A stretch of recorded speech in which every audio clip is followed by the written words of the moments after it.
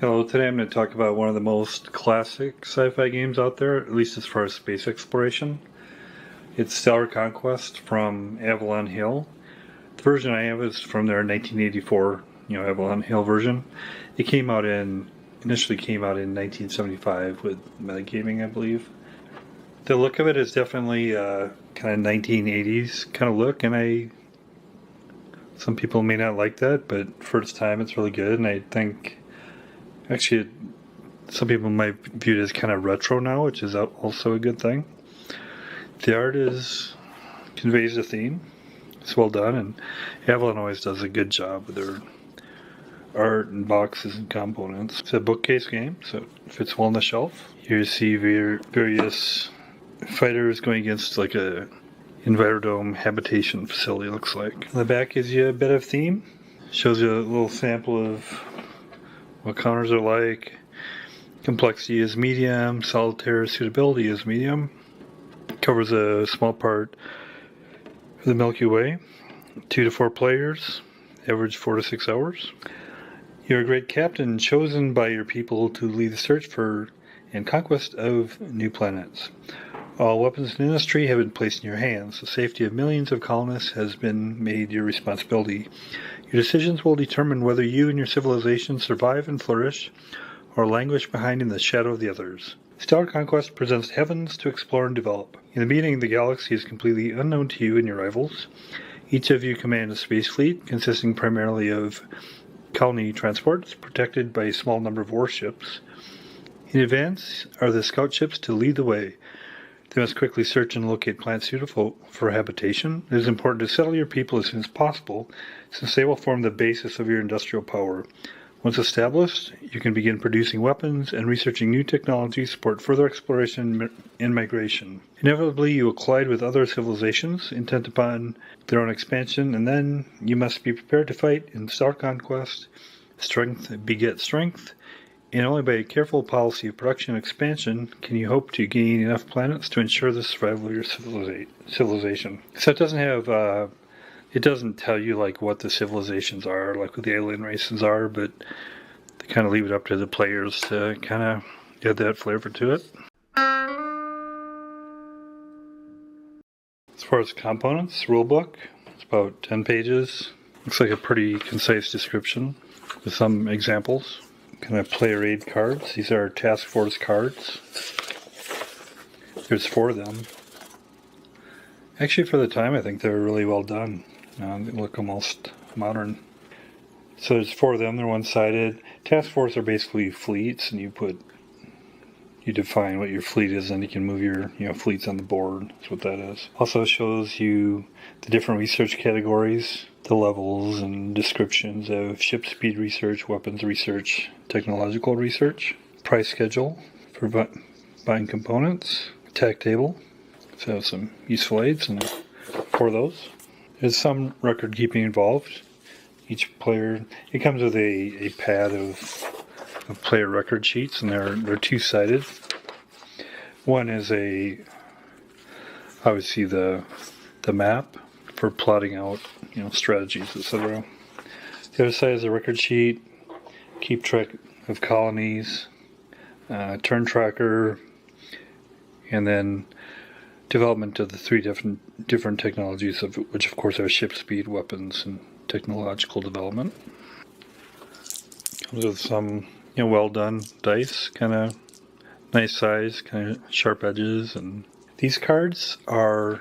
So when you go across and you discover different systems, then you would uncover these cards, and it tells you the different cards correspond to different types of star systems, and they kind of go by habitability. So blue stars have a surface temperature of like 50,000 K.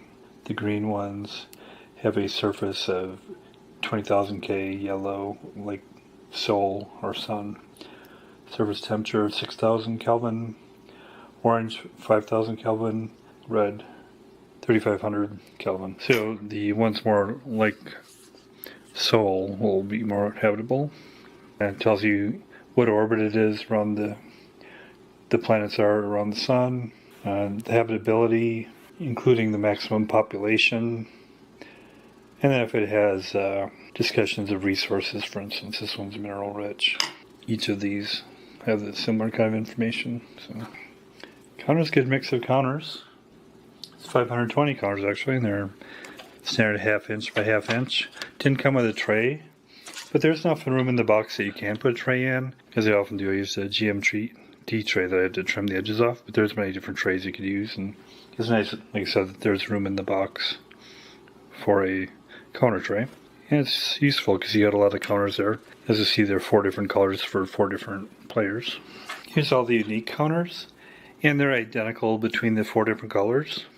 So you have the colony transport here, and the numbers on these indicate how many are in a group. So this would be 3 colonies, etc., and they do that for each of the different types. So each colony transport exists to carry 1 million population through space. Once its passengers have debarked on a planet, it disappears. Consequently, whenever a player wishes to transfer population from one planet to another, it must build new colony transports to carry them. They have no combat capability again. Scout. These spaceships are used primarily for exploring stars and scouting opposing fleets. They have no combat capability, and they can also travel farther than the others that, like, we'll see. Corvettes. Warship. Corvettes can battle other spaceships and attack colonies. Fighters. Another kind of warship. Fighters are superior to corvettes in combat. Death Star, the most powerful kind of warship. I'm surprised they don't have a different name for that, because you'd think that the Star Wars franchise might have an issue with that. And these are the task force markers, or the fleet markers. You know, it's like that'd be the fleet A, and then you'd move that group together. Spaceships moving together, so you put them on task force box. Command post. Until player is able to develop unlimited ship range, he may not move any of his spaceships except the scouts more than 8 hexes from a command post. The player can place command posts in any star hexes containing his colony's planets. And here's the map board.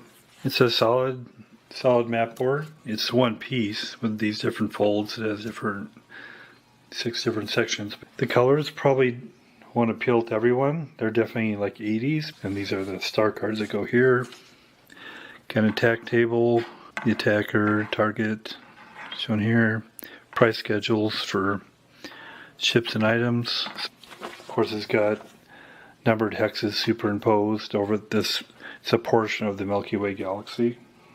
And the side size is approximately 1/8 of a light year across. Several stars the stars have their names, and it's not exactly to scale. It's been a bit abstracted and distorted to support play. 54 of the hexes containing stars, as you see the yellow, orange, red, green, yellow, blue.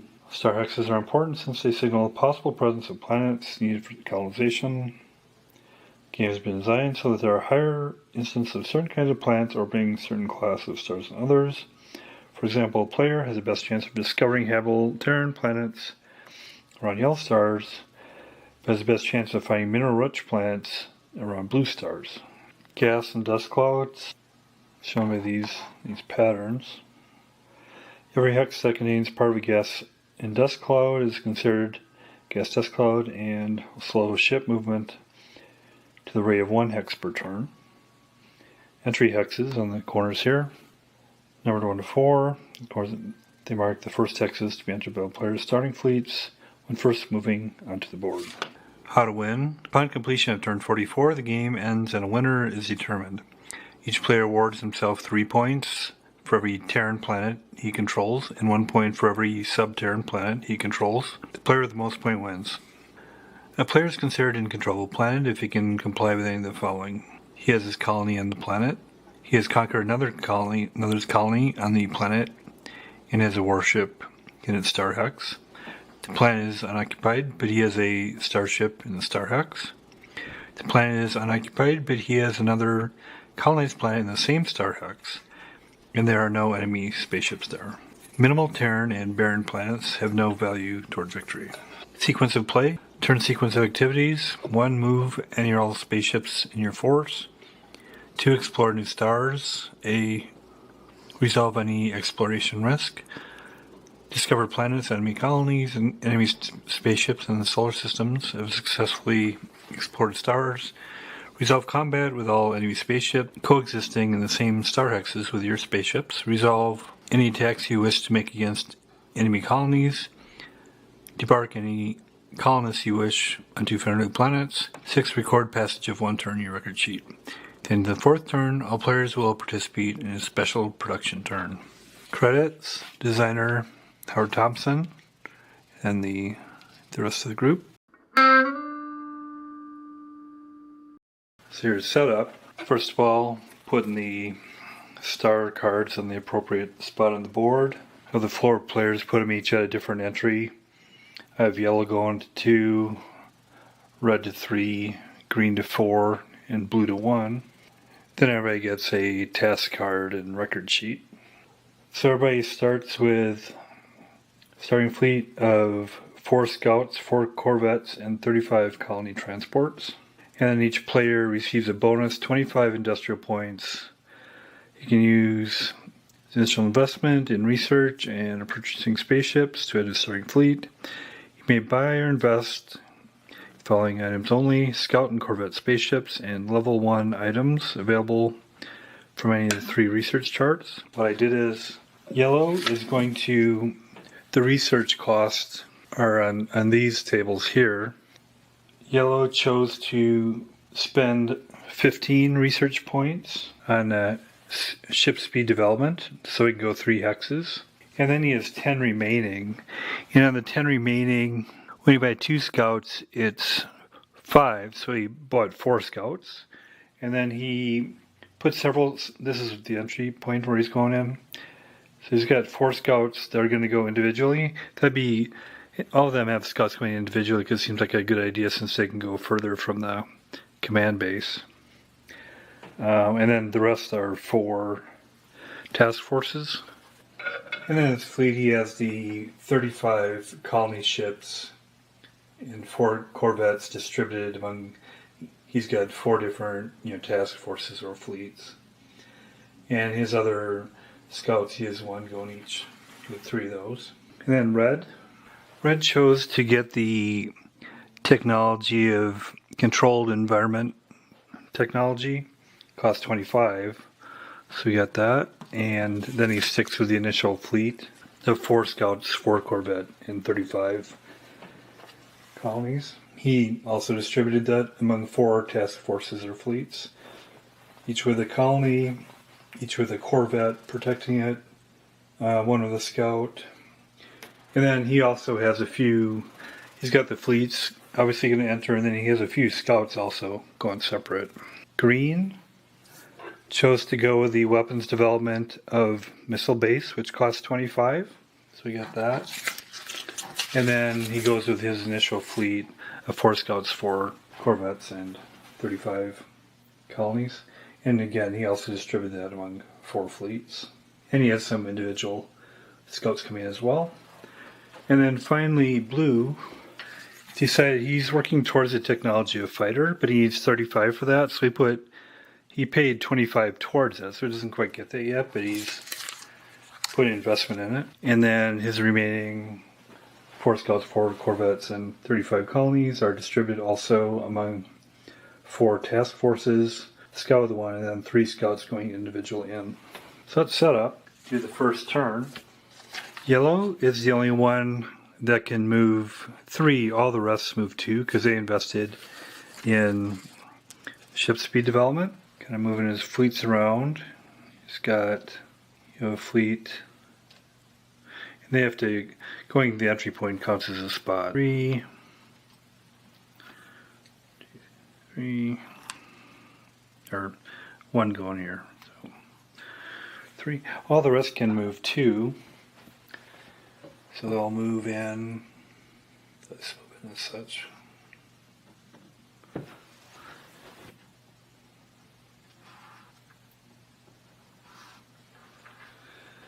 And blue.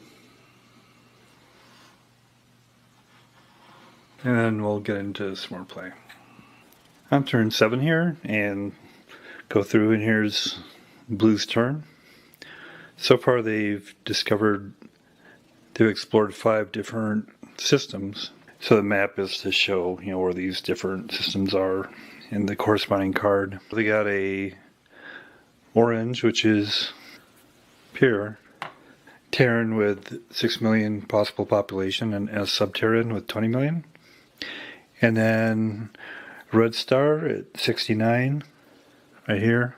It's got a Terran max population of 60, and they also have a command base there right now. 69 is a Baron with 10 million and sub-Terran of 40. They don't have CST technology, so they can't do the Baron. That's right here. 29, right here, is a Terran with max population of 60 million.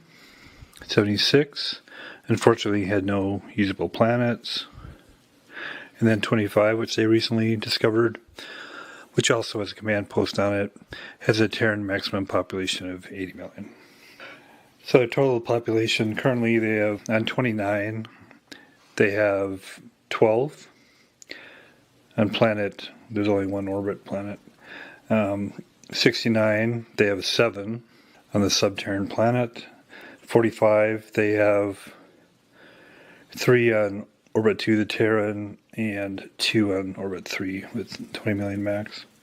25, they just got there, but they have 2 million there currently. And their technology, currently they're paying for the fighter technology, but have only paid 25. First of all, move the units. They can move 2 to move their fleet. When you play multiplayer against others, you're supposed to hide your forces, but for me, I just have most things in fleets, and then I just turn to turn. I pretend I don't remember what's in the fleet, basically. So he'll go over here. He can move 2. A couple colony ships they just recently produced, and they'll move up here. They'll add some colonies there. This fleet, he's moving to a gas cloud. He can only move 1 there, so he'll go there. He'll proceed up, do more exploring, and he'll move over to do a little more exploring too. He's got a command post there.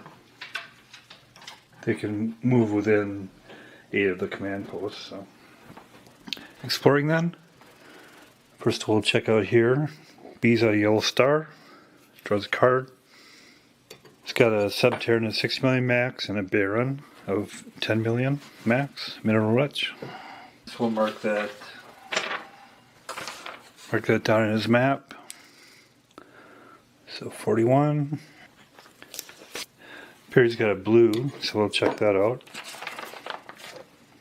They often can be mineral rich. It is mineral rich, it's barren though. Mark that down. And there's no other exploring going on. Next, resolve any combat. There's no combat against spaceships. Resolve any attacks against colonies. There's no attack against colonies. Debark colonists. Fleet B has 5 colonists. I found I like to keep some in there because they want to keep moving out. He'll put 2 down. So that is 41. He'll put 2 in orbit 4 on the sub-Terran.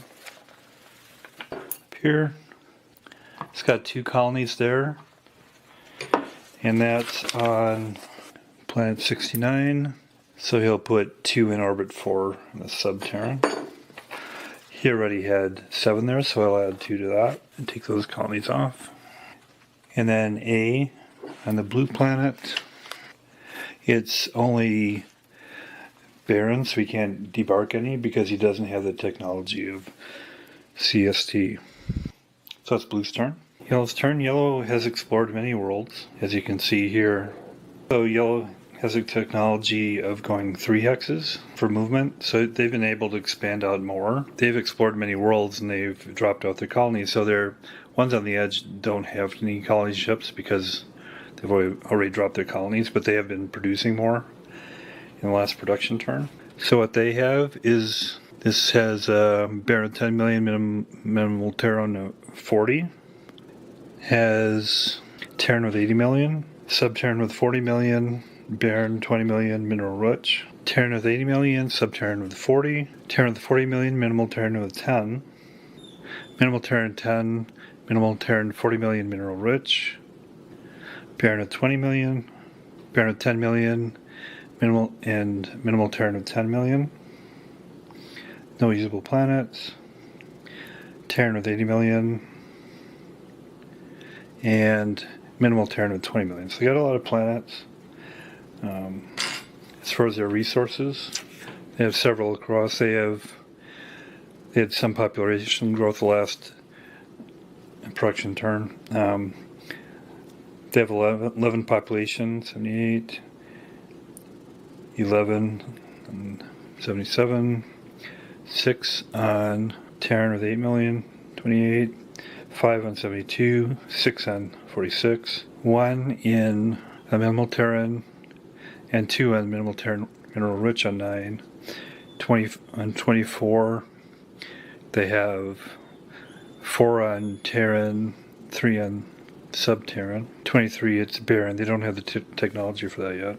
67, minimal Terran, they don't have any there yet because they ran out of colonists to put there. 43, they have 5 on the Terran, and then 2 doesn't have planets. As far as their movement, they can move 3. He'll move out here to further explore.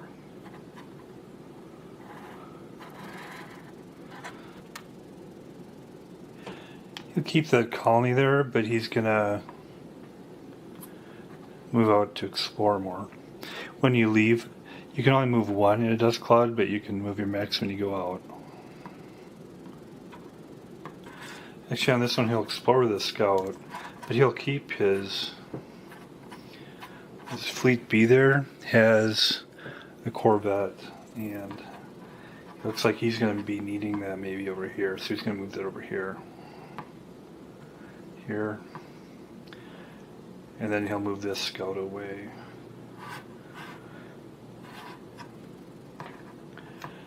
And there's no habitable planets here, so he's going to move the scout away. And this has a Corvette in it. Start moving that up there. And move one of these colonies over here. And then there's no combat in this turn for yellow, so disembarking. Their options are on 72, 23, and 9. On 72, they have 10 colonies. They'll be putting 5 more there, so they'll max out what they can do there.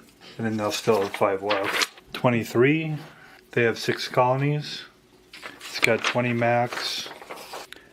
It's barren though, so they can't put them there. They have to move those on to the next turn, or get that technology. As far as 9, they have 3 there. They'll put them all on orbit 5, which is mineral rich. That's the end of yellow's turn. The planets the systems that red has explored: a minimal Terran 10 million, a minimal Terran with 20 million, Baron with 10 million. And he has CET technology, so he'll be able to put populations on the barren planets. Sub-Terran 40 million, Sub-Terran 40 million, Baron 10 million, minimal Terran 10 million, and minimal Terran 40 million, Baron 20 million, mineral rich. So that's what he has as far as his resources on those. 44, he's got 11 population in orbit 2 to sub-Terran, 10 in orbit 3, which is sub-Terran, and then he has 5 million on the Baron in orbit 5. 27, he's got 5 in a minimal Terran. 71, he's got 11 million on the minimal Terran. 68, he's got 5 million on the minimal Terran. 66, he's got 2 million on the sub-Terran. As far as his movement, he can move 2. He'll be moving these in the dust cloud. He's just got a couple of scouts here, so we'll do that. He wants to keep them out of kind of harm's way, I guess. Here he has a Corvette. He's got a couple Corvettes here. And he's going to go. There's going to be some combat going on in this world. He's going to move in there. And then also here, he's going to move. He's got some colonies here as well. We're moving a couple of the colonies over here. And then he's got a corvette here also. So he's going to send this corvette and the colony into here in case he wins this battle, so we can have his colony ship there. So the ones that were previously here, he's going to send these into the dust cloud. And he's got a variety of colonies and corvettes and scouts here, so he's going to send these out here. And he'll put a command post here because he's gotten on the edge of how far he can go. So that's all his movement. And then combat will happen right here. So we'll take these off and set them up. Yellow's B, they just have a corvette and a scout in there. Only the corvettes can do battle. So combat is pretty straightforward. His 3 corvettes are going to be targeting that corvette, and that corvette will be targeting that corvette. And it's simultaneous. This is the attack table here. So corvette to corvette, you roll 1 dice, and if it's a 1, you destroy it. If not, you don't. So you'll go. Nope. Nope. Yes. So he destroys that corvette, but that corvette will get a shot as well. And he also takes one out, so he was fortunate. Those are both removed. There are no more warships left for yellow, so red wins the battle. Yellow has to retreat, but red gets to tell them where to go. And now they have 2 corvettes and a colony ship there. Since yellow has no missile bases, the colony is automatically conquered. So red will indicate that he now has that. I'll just circle it to show that they're yellow colonists, and I'll just scratch it off from 43, but he gets all the information. And then he has the option of destroying yellow colonists there, but he's not going to do that. And he can't get production from them this turn. Also, he cannot mix colonies, so he can't put his colonists there since there's already some there of yellow. But he will embark some on blue here, which is, first he'll explore it, and it is a Baron with 10 million and minimal Terran with 20 and minimal rich. Technically you're supposed to explore before you do combat, but that didn't affect anything, so I did it that way. He's got 5 colonists there, so he'll put them down on the minimal Terran, mineral rich. And that completes his turn. Then green's turn. They don't have too many planets. Coming at this entry point, there weren't many in red around there, so he's kind of limited. But he does have a Terran with 60 million max, minimal Terran with 40 million max, Baron with 20 million, a Terran with 60 million max, and then a Terran with 60 million max, minimal Terran 10 million, Baron 20 million. As far as resources, he's got 6 million in orbit 5 of 26, 11 million in the minimal Terran, 76. On orbit 4, which is Terran, he's got 10 million and 12.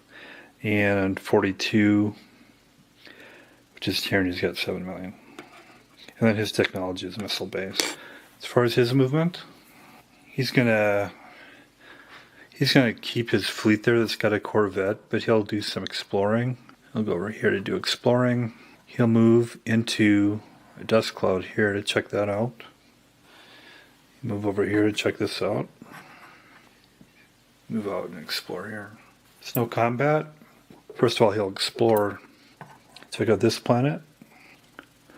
Sub-Terran of 60 and Baron of 10 million mineral rich. Then he'll check out the dust cloud here. Minimal Terran 20 million, Baron 20 million mineral rich. Or disembark colonists. He'll put 3 on 47 on the sub-Terran. And then on 7, which is minimal Terran, he'll put 5 colonies there. That's the end of that turn. Then we go to another complete turn. And this is the 8th turn, so at the end of this one there'll be production. First of all, blue will go. They'll do more exploring. He'll move out to explore. That's a barren planet, so he can't do anything there. He'll move out. Some colonies in here. He'll move out. Some colonies in there, so he'll go there as well. So he'll explore the green one. Minimal turn, 40 million. There's no combat. Disembarking colonies. He has, in that fleet, he's got 2 colonies, so he'll put those both on and then remove them from the fleet. One orbit, so it's blue's turn. Then yellow. They'll be moving here. Check that out. He'll move out of the dust cloud here. He can only move one of the dust clouds, so he'll go that way. He'll move these over here. He's got a Corvette here. He's going to go here to attack that world. He'll come up as well. Move over here. Move these up. So as far as combat here then, he only has 1 Corvette in that. But we'll set the Corvette versus, and he has some scouts in there, so we'll see what happens. Only Corvette battles, he'll attack. He needs a 1 to hit. Misses. The defender goes. He gets him. So his Corvette's removed. He maintains ownership of that. And then again, these will have to retreat. He tells them to retreat there. As far as disembarking troop colonies, he'll explore here. And ideally, I would have done this before combat again, but since this is over here, it doesn't matter. Since the colonies aren't accompanied by warships, there's a chance they'll be destroyed when they do the exploration. You have to do 1 for each colony, and my assumption is that it's not 1 for each group, it's 1 for each colony. So if it's the one that's destroyed, no. There are 4 of them, and none of them were destroyed. So we see what's there.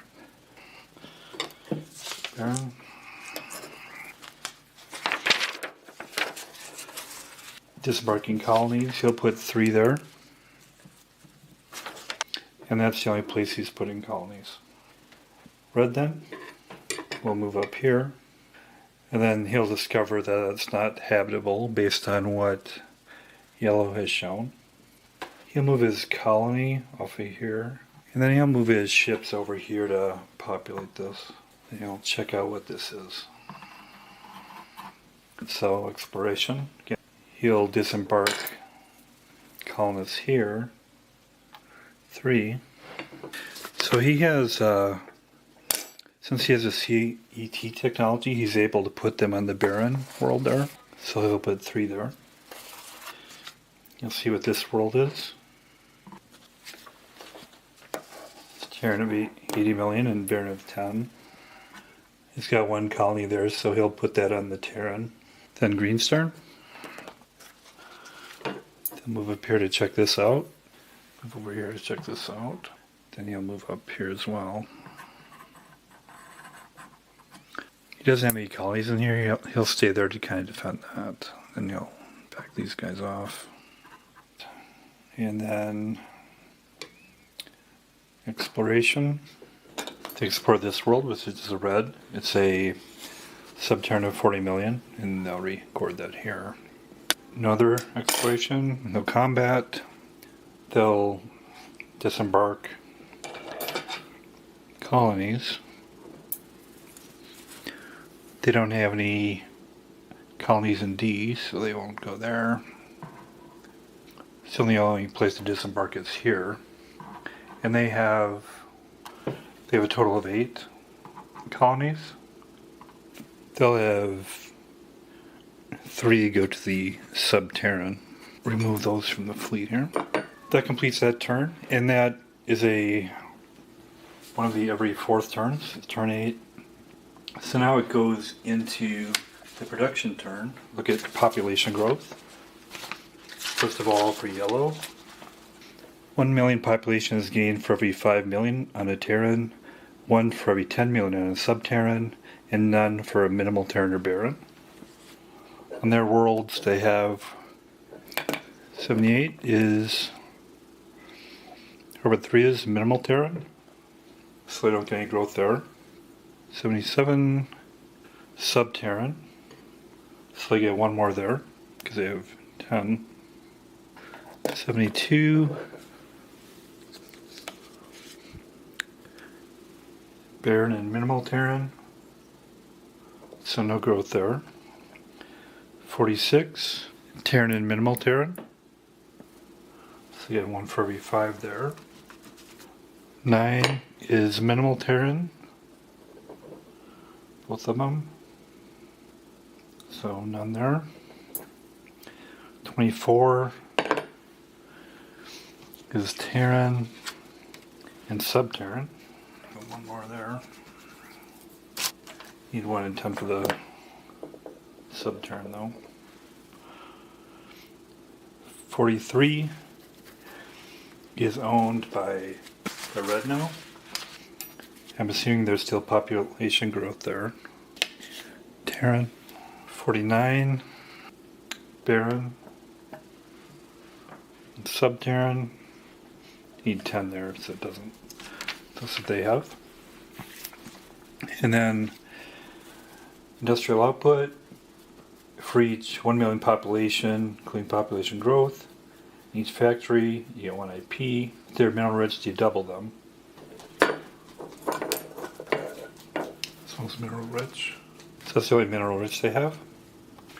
So production is local, and the cost, the price schedule is shown there. So I'm distributing their IP points for yellow. At 78, I got a scout and a Corvette. Corvette is 8 IP and an individual scout is 3. At 77, I have Corvette and 4 colonies. At 28, got a colony and a couple scouts. If you get 2 scouts, it's 2. It's 5. 72, scout and a couple colonies, and 46, 10 colonies. Then the rest I have to, for 25 points, I'm going to invest that to buy CET technology, controlled environment technology, beside that now. So that's an overview of Stellar Conquest from Avalon Hill from 1975, and my version's from 1984. It's one of the first space exploration 4X games. I found it quite enjoyable. If you're looking for all sorts of different variations of technologies and planets, etc., you may not like it, but it doesn't try to accomplish all that. It provides a good strategic game with enough variations and subtleties and strategies that it's quite enjoyable. There is some bookkeeping, but compared to other games of the era, I don't think it's too bad. Components, not everybody would like, the components either, because the colors, kind of basic and everything.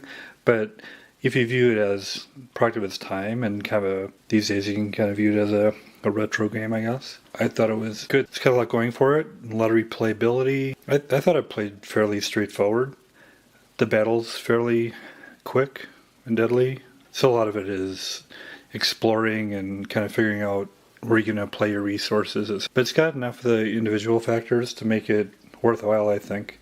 And I definitely want to give it bonus points for being one of the first. So I'd recommend it. I'll play it again. I'd give a 8 out of 10. Thanks a lot.